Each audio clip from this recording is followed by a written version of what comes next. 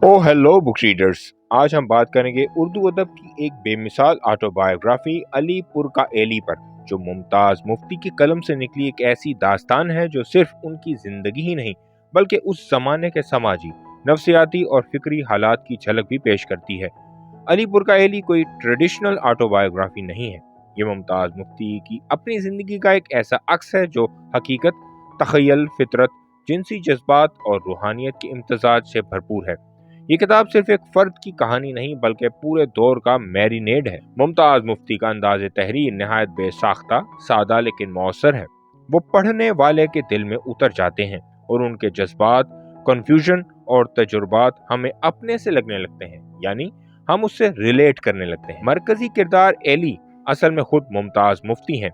Eli की जिंदगी का सफर बचपन से लेकर जवानी तक चलता है, जिसमें वालिदैन का रिश्ता, माशरती तजादात, मजहब के बारे में सवालात और मर्द और औरत के ताल्लुकात पर बहुत गहरी गुफ्तगू की गई है।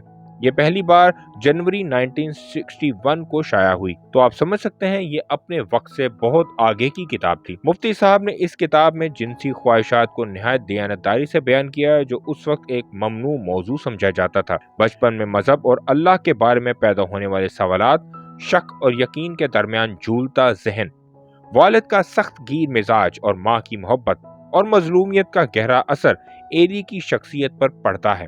अगर आप इंसानी नफ्सियात, माशरती इक़दार और खुदी की तलाश से दिलचस्पी रखते हैं तो ये किताब आपके लिए है। ये सिर्फ एक जिंदगी की कहानी नहीं बल्कि एक पूरे माशरे, एक नस्ल की तलाश का सफर है। कुछ पढ़ने वालों को किताब में ओपन सेक्सुअलिटी का बयान गैर मुनासिब लग सकता है, लेकिन यही खुलापन मुमताज मुफ्ती को बाकी लिखने वालों से मुख्तलिफ बनाता है। बयानिया कुछ मुकामात पर जज्बाती या खुद तरसी में डूबा हुआ महसूस होता है, मगर ये सब एली के नुक्ता नजर से है, जो एक उलझे हुए इंसान का सच है। अली पुरकाएली एक ऐसी किताब है जो हमें आईना दिखाती है, हमारे माशरे, हमारे रिश्तों और हमारे अंदर के सवालों का।